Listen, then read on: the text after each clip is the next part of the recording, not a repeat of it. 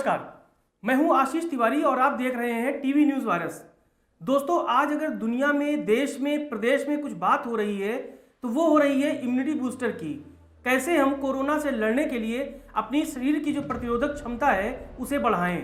आज हम आपके लिए एक ऐसे ही माहिर से आपको रूबरू कराने जा रहे हैं जिनका नाम उत्तर प्रदेश, उत्तराखंड ही नहीं, देश के कई राज्यों में मशहूर है। उनकी मालूमात और उनकी जो हाथों में शफा है वो बेहद काबिल तारीफ़ है। दूर दूर से लोग उनसे आते हैं, तमाम तरह की बीमारियों से निजात पाने के लिए नुस्खे उनके अपनाते हैं। हमारे साथ हैं देहरादून के मानिंद और बड़े हकीम डॉक्टर इतरत हुसैन फारूकी साहब। फारूकी साहब, आपका स्वागत है हमारे इस कार्यक्रम में। शुक्रिया। सबसे पहले तो ये बताइए कि आप कैसे हैं और इस वक्त बीते 1 सालों से आपकी जो मालूमात है या आपकी जो विद्या है, आयुर्वेद में हो, यूनानी चिकित्सा में हो, किस तरह से काम आगे बढ़ रहा है? एक तो आपने प्रोग्राम में बुलाया, मैं उसके लिए शुक्रगुजार हूँ। आयुर्वेद और यूनानी पैथी में या किसी भी पैथी में हम लें तो कोरोना की कोई दवा अभी तक ना इजाद हुई है, ना निकली है, ना किसी के पास है। लेकिन हम कोरोना या किसी भी बीमारी से किस तरह बच सकते हैं, अपने आप को उससे महफूज रख सकते हैं, उसका एक वाहिद ज़रिया है और वो ये है कि हमें अपनी बॉडी को इम्यून बूस्टर के तौर पे यूज़ करें। हम वो चीज़ें इस्तेमाल करें जो मेरी बॉडी को, हमारी बॉडी को मर्ज़ों से लड़ने के लिए तैयार रखे। इसके लिए घर में बहुत सारी चीज़ें मौजूद होती हैं जिनको हम इस्तेमाल करके अपने आप को महफूज रख सकते हैं, अपने आप को उन सारी उलझनों और उन सारी परेशानियों से बचा सकते हैं। अगर हम बात करें बीते 1-1.5 सालों में, तो किस तरह के जो मरीज़ वो आप तक आए और आपने उनको, अगर काढ़े की बात करें, इसलिए बात की जाती है काढ़ा बहुत फ़ायदेमंद होता है इस दौर में, तो घर बैठे लोग किस तरह के काढ़े का सेवन करें, खान पान किस तरह का रखें, या अगर वो किसी गंभीर बीमारी से ग्रसित हैं तो उन दौरान वो अपने अंग्रेज़ी दवाओं के साथ साथ किस तरह से घरेलू नुस्खे को अपना सकते हैं, मरीज़ों को आप क्या सलाह दे रहे हैं? हमारे पास मेरी अपनी कुछ अद्वियात हैं जो मेरे वालिद साहब और मेरे दादा जान की मेहनत से वो बनी हैं, मेरे दवाखाने भी में मौजूद रहती हैं। करना ये चाहिए कि अगर हमको नज़ला, ज़ुकाम, खांसी, गले में ख़राश हो रहा है तो हम ठंडी चीज़ों का बिल्कुल सेवन न करें। नमक के पानी के गरारे करें, नाक में पानी लेके नाक को धोते रहें। इससे फौरी तौर से हमको एक रिलीफ मिलेगा, आराम मिलेगा। अब दवा क्या करें? ये जो जोशांदा है, इसी तरह से जोशीना है, एक हिमालय ड्रग कंपनी की दवा आती है सेप्टिलीन, वो इसमें बहुत कारगर है। शरबत सदर आता है, वो इसमें कारगर है। इसी तरह से बहुत सारी चीज़ें हैं।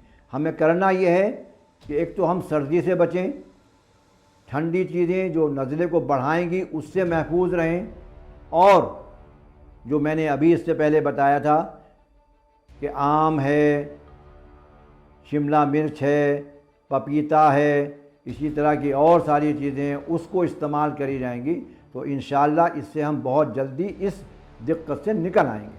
अच्छा, जिस तरह से आप देख रहे होंगे कि बीते कुछ दिनों से पतंजलि और वर्सेस डॉक्टर्स आमने सामने हैं, आपकी नज़र में ये तनाज़ा या ये विवाद, कंट्रोवर्सी कितना मायने रखती है? देखिए, हम ये दो पैथी हैं।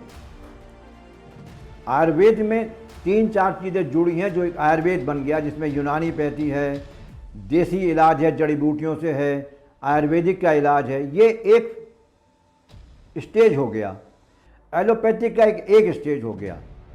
किसी को डिमोरलाइज करना, किसी को ये कहना कि ये कमतर है, मैं ज़्यादा अच्छा हूँ, मैं इसको सही नहीं समझता। जो काम एलोपैथिक करती है वो आयुर्वेद नहीं कर सकती, जो काम आयुर्वेद कर देती है वो एलोपैथिक नहीं कर सकती। इसका मतलब ये हरगिज़ नहीं है कि एलोपैथिक कम दर्जे की है या आयुर्वेदिक कम दर्जे की है। अच्छा, आपकी नज़र में, या यूँ कहें यूनानी और आयुर्वेद की नज़र में, कोरोना दरअसल है क्या? क्या ये वाकई कोई वायरस है या किसी तरह के किसी शैतानी दिमाग की उपज है? आपके अनुभव के आधार पर हम क्या माने? देखिए, ये एक वायरस है, अभी तक इसका कोई इन्वेस्टिगेशन नहीं हुआ, तो लिहाजा इस पर कोई राय काम करना कि ये किसी शैतानी दिमाग की उपज है, किसी मुल्क ने हमारे मुल्क के ख़िलाफ़ वायरस भेज रखा है, इसको वसूख से नहीं कहा जा सकता। बात की बात है ये। हाँ, इससे जो सिम्टम्स पैदा होते हैं, नज़ला, ज़ुकाम, बलगम आ जाता है, लंग्स काम करने बंद करते हैं, उसी लिए हमको ऑक्सीजन की ज़रूरत होती है, उस सब को प्रिकॉशनरी रोका जा सकता है अगर वक्त रहते हम उस पर हम ध्यान दे लें। हमको ज़रा सा भी अगर खांसी, नज़ला, ज़ुकाम की शिकायत है तो हम फ़ौरन प्रिकॉशन ले लें कि भाई मुझे कोई ठंडी चीज़ नहीं खानी है, मुझे कोई ज़्यादा फ्रिज की चीज़ नहीं खानी है, मुझे नस्ले को बढ़ने नहीं देना है, हम वहाँ तक पहुँचेंगे नहीं। अच्छा, जिस तरह से कहा जाता है नीम हकीम खतरे जान, तो इस फील्ड में भी तमाम ऐसे लोग आ गए हैं जिन्हें इल्म नहीं है। वो आप जैसे अनुभवी लोगों के संग बैठकर कुछ समय तक पुड़िया बांधते हैं और बाद में कहीं किसी कोने में खोमचा लगाकर वैद्य बन जाते हैं, हकीम बन जाते हैं और उन लोगों के लिए खतरा बन जाते हैं जो भरोसा करके आप तक आना चाहते हैं लेकिन जाल में फंस जाते हैं फर्जीवाड़े में। ऐसे लोगों से आपकी साख को कितना खतरा होता है, कैसा अनुभव रहता है?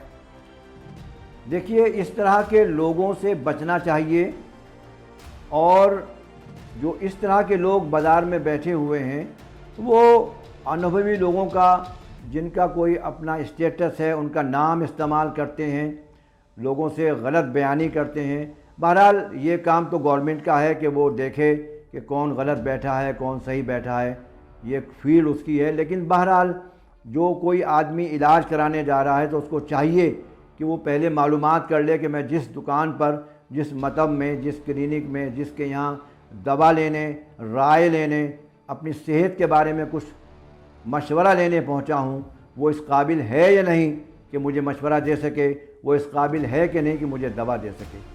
आखिर में उन लोगों को क्या सलाह देंगे आप जो घर में हैं, परेशान हैं, कोरोना से डरे हुए हैं? उन लोगों को घर पर रहकर किस तरह के खास हिदायत के साथ अपनी ज़िंदगी तब तक गुजारनी है जब तक कोरोना का इलाज मुकम्मल ढूंढ नहीं लिया जाता? उनके लिए क्या सलाह है? देखिए, सबसे पहले तो आदमी को डरना नहीं चाहिए। मैं कुरान शरीफ की एक आयत पढ़ रहा हूँ, कुल्लु नफ्सिन ज़ायक़तुल मौत, हर नफ्स को मौत का मज़ा चखना है। मौत यकीनी बरहक है, लेकिन मौत से डर के जीने का कोई मतलब नहीं है, वो एक वक्त पे आनी है। डर डर के जीने से आदमी और परेशान होता है। ये एज्यूम कर लेना कि मैं कोरोना से पीड़ित हूँ, कोरोना मुझे हो गया है, ये बहुत दिक्कत और बहुत परेशानी की बात है। बहुत ही मजबूत रहिए। मुझे कुछ नहीं हुआ, छींकें आ रही हैं, हल्का सा बुखार हो गया है, नज़ला हो गया है, उसके तदारुक जो यूनानी में, जो आयुर्वेद में है मौजूद, उसको करिए। तो दर्शकों, सुना आपने, ये डॉक्टर इतरत हुसैन फारूकी हैं, देहरादून में रहते हैं, लेकिन प्लेटफॉर्म सोशल मीडिया का कोई भी हो वो आपके लिए मौजूद हैं। आप इन नीचे दिए गए नंबरों पर सीधे हकीम साहब से बात कर सकते हैं, घर बैठे सलाह ले सकते हैं।